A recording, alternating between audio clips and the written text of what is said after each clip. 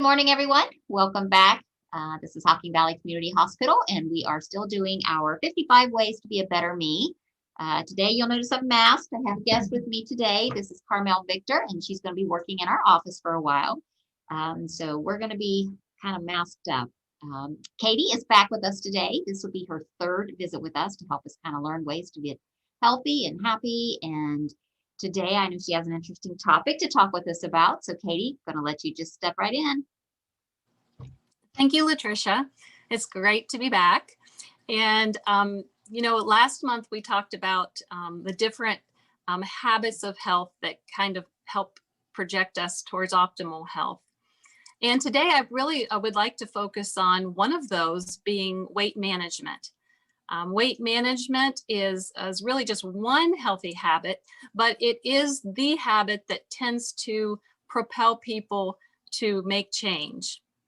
And it really, out of the 6 we talked about last month, getting ourselves to a healthier weight is something that really helps the other habits as well. So with our body weight, people in America, just about over 50% of people are overweight or obese. As much as 70% of people are dealing with that. So what does that really mean? It's really a matter of carrying more body weight than our height and frame is intended to carry.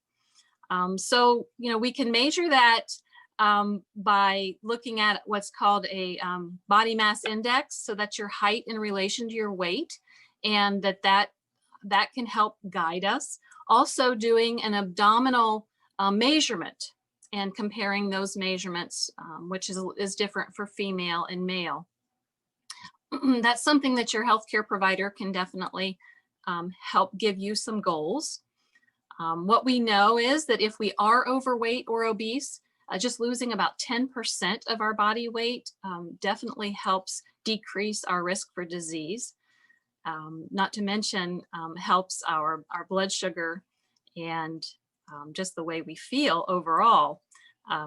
So that is definitely a great goal to start with, is weight management. It doesn't seem like a very difficult goal either. 10%. If you think about it, 10% is not, right. It's reachable. Do you know what I mean? So if you were at 200 pounds and your healthcare provider talked with you and said, this is really more than you should be, and you and the healthcare provider set a goal, and that's 10% would be about 20 pounds. Now, that sounds like it should be something very attainable, but unfortunately, our culture is not necessarily set up to support us. And that is what I've found in my journey working with people with diabetes and working with people to help with weight loss, is that we have, especially in America, a lot of reasons to celebrate. We could probably celebrate something every day. And we as Americans tend to celebrate with food. We also turn to food in times of happiness, in times of sadness, in times of stress. And really the key to healthy weight loss and long-term health really has 2 main food intake components. One being the ability to master the amount of fuel you take in. So, calories in versus calories out. And number 2, the quality of that fuel. So I'm going to refer to food as fuel because those 2 things, the ability to master the amount and the quality, really helps to set us up for success. Interestingly, there are 3,500 calories in 1 pound. So if we really took in an extra 100 calories a day, that could add up to the end of the year, causing us to put on an additional 5 pounds if we don't do something different. So, again, in our culture, we aren't necessarily set up for success without being intentional. Having some intentionality about how much we eat, the kind of food we eat, or fuel we take in, and being intentional about that structure of eating. So when I say that, there's a lot of science and studies out there as far as weight loss and what can set us up to be successful. One method isn't necessarily better than another, but getting support and having some guidance often helps our success. I'd like to just refer to one study that was done, looked at people eating the same amount of calories, but one group ate 3 times a day and the other group ate 6 times a day. So they spread the calories out, same amount of calories. The people who ate every 3 hours or 6 times a day actually lost more weight. They also found that their blood sugar did not spike and drop down so much. Therefore, the body wasn't producing as much insulin. With that, the sweet cravings actually decreased. And I hear that so much that is really something that frustrates people in their attempt to lose weight is dealing with those sweet cravings.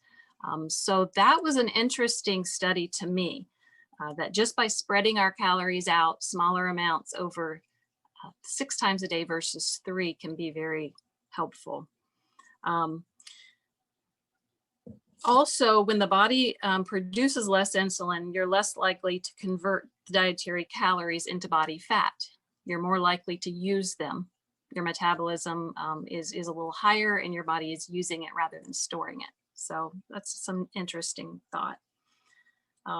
There's another study done of people that had lost 65 pounds and kept that weight off over 5 years.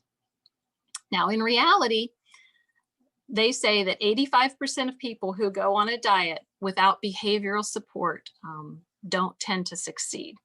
So this study kind of took that and looked at people who did succeed and again, lost 65 pounds and kept those off for 5 years. So the weight loss methods varied, but what they had in common were some very interesting things that are very tangible. That is something that you could take on right now. There were 4 things. One is that they ate breakfast. People that were successful in keeping their weight off, they ate breakfast. They ate a balanced diet and paid close attention to the amount of dietary fat and calories. So, there's healthy fats versus your saturated, animal produced fats. So being aware Talk of about that just a little bit more, Katie. Kind of give a couple of examples of what's the healthy and what's not the healthy. Yes, certainly.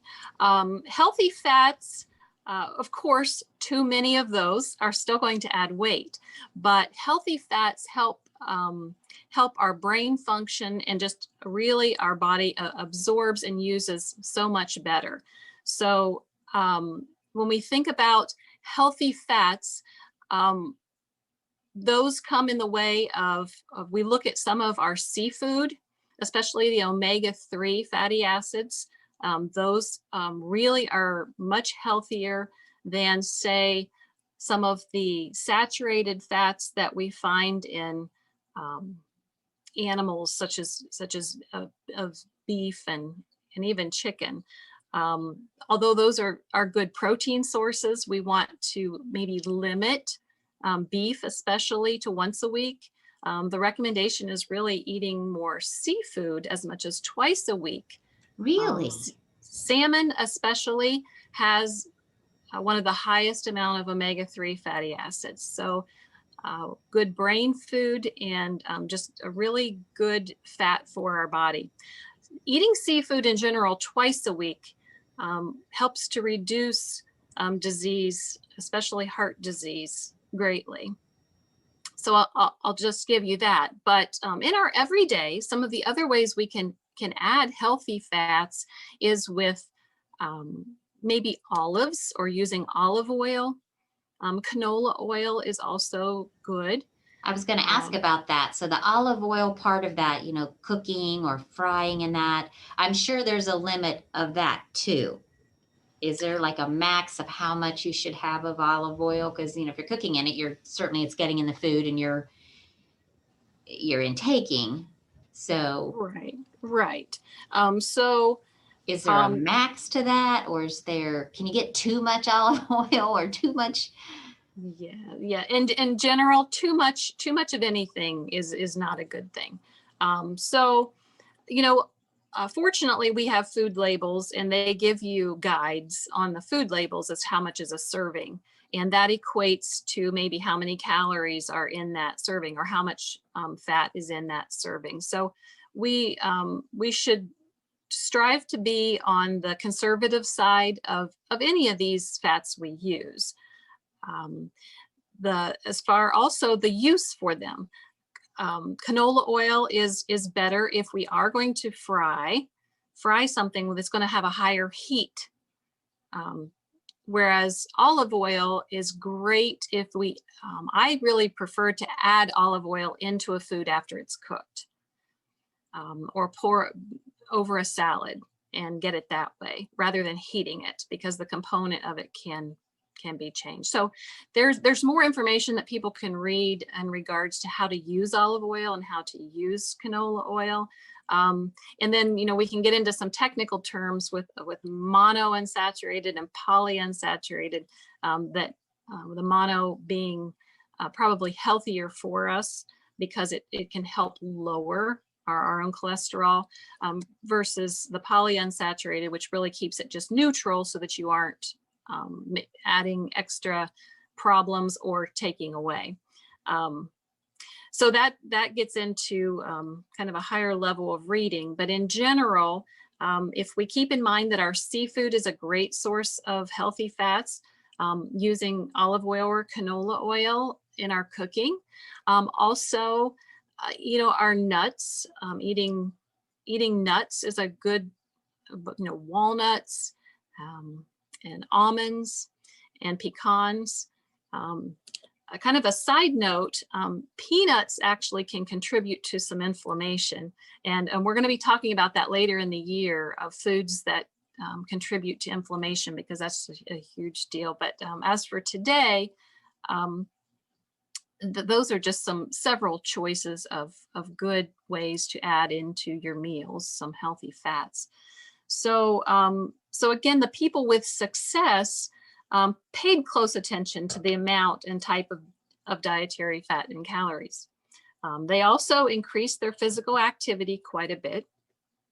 And I will say that weight loss really is more about your nutrition than it is so much your exercise, when it comes to actually getting those pounds off. But exercise definitely facilitates the process. It is excellent for our heart, our other muscles, our blood vessels, and just our stress reduction.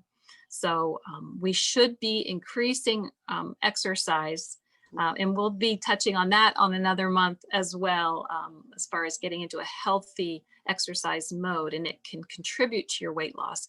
But today, for today's purposes, I really want to focus on people getting a better handle on their nutrition pertaining to weight loss.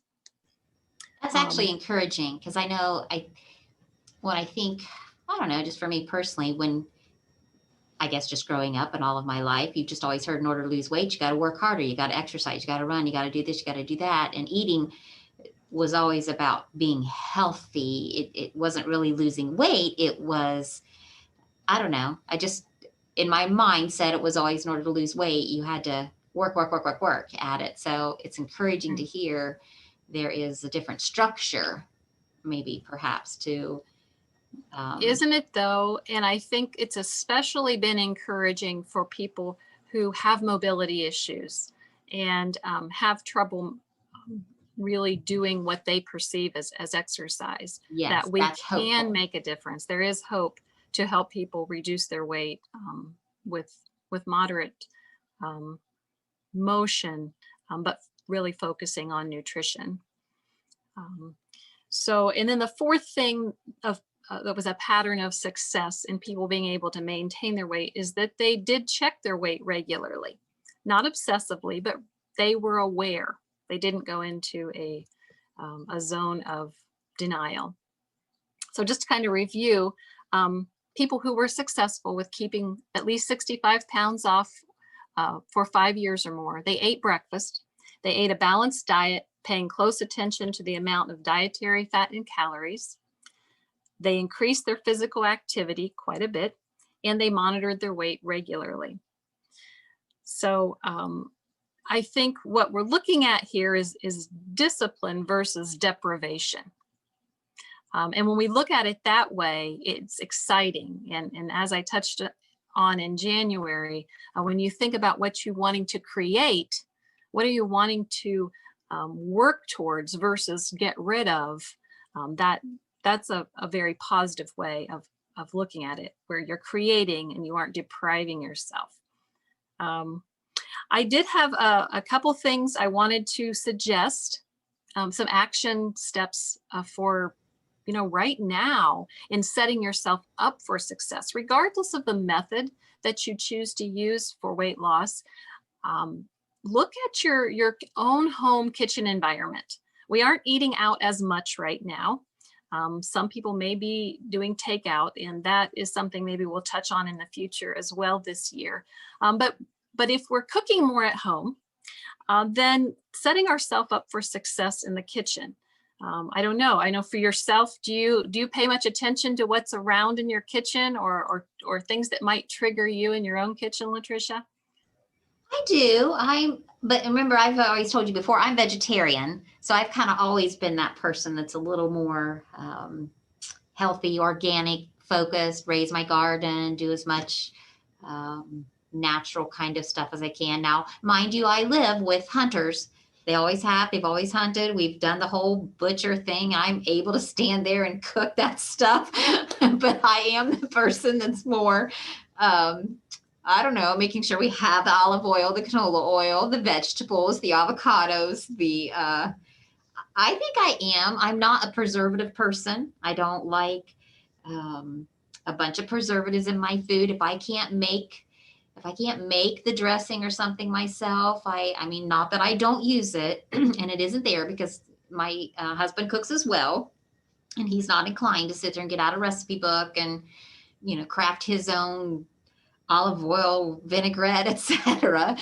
But I would say yes. Even the cooking utensils I'm very big on cast iron because I used to be very, very anemic. And so they kind of taught me that to cook in the iron skillets would help get some of the extra iron that I needed. So even down to the things I cook in, the things I serve in, I'm not a plastic kind of fan. I do a lot of canning, so I can in glass jars. So yeah, I'd have to say I'm kind of a more observant maybe than most people. I don't know. Yes, I would certainly say, in my history of working, I've done many health assessments with people with diabetes and now working with people in weight management. And I would say that you are the exception to the rule.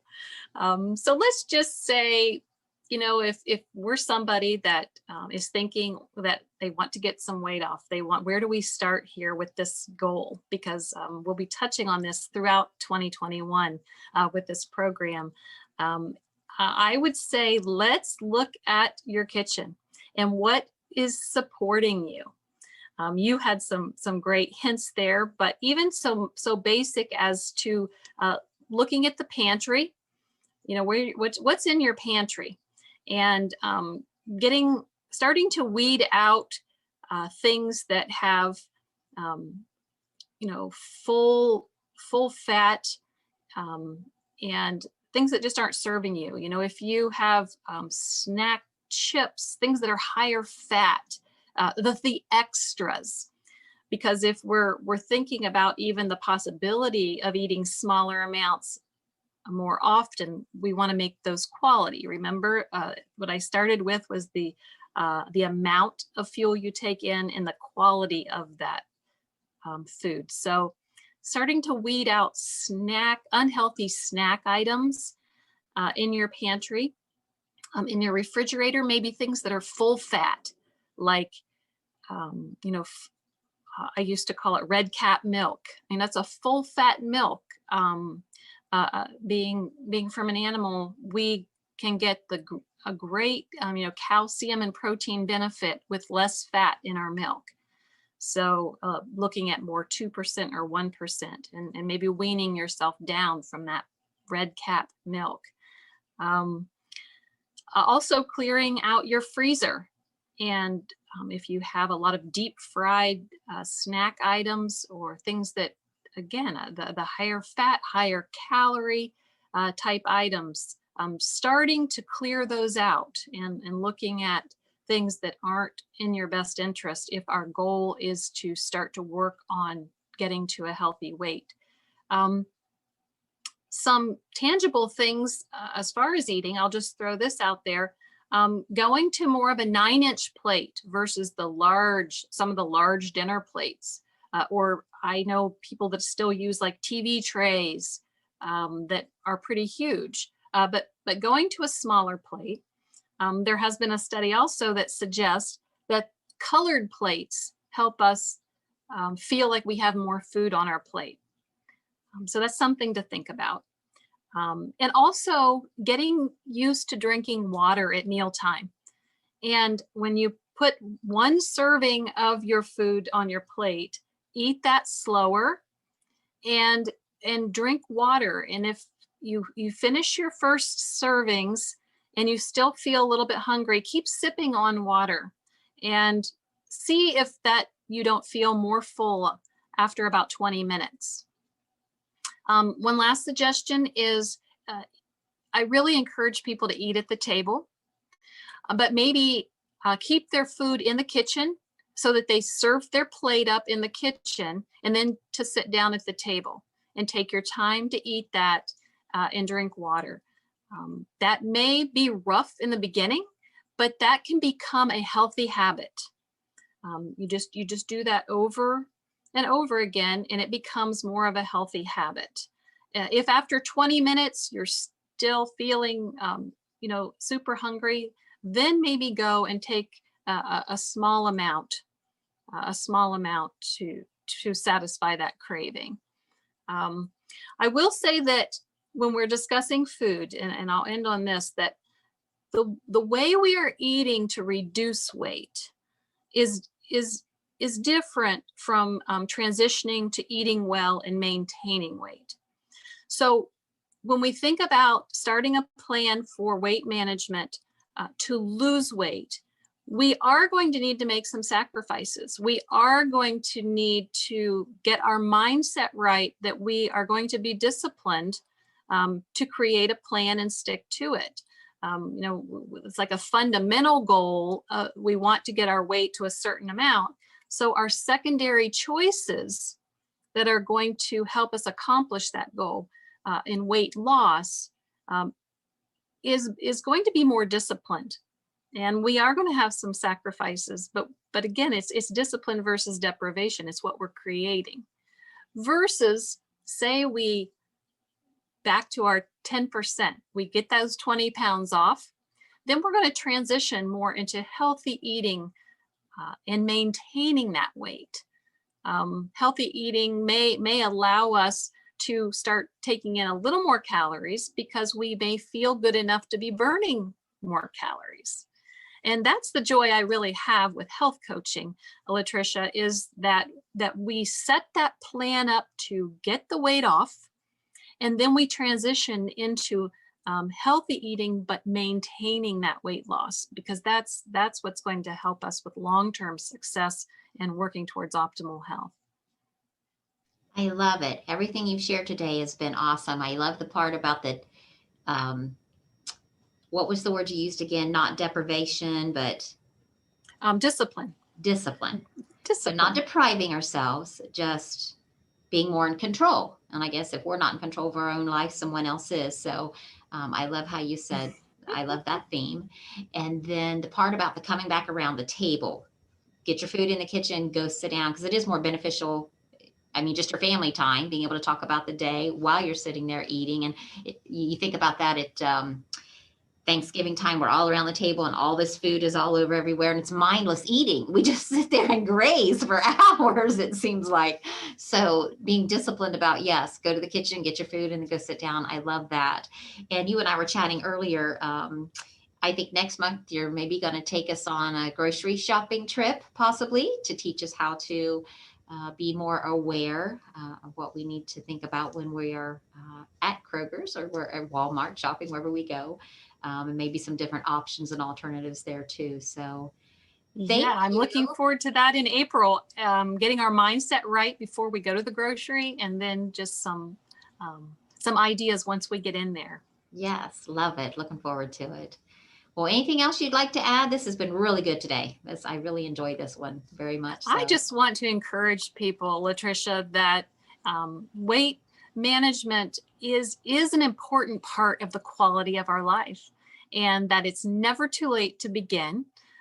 That getting support for your goals and getting someone to help you set some goals if necessary. It's never too late. It is attainable, and I hope that people feel encouraged today, and I look forward to coming back in April and hitting the grocery.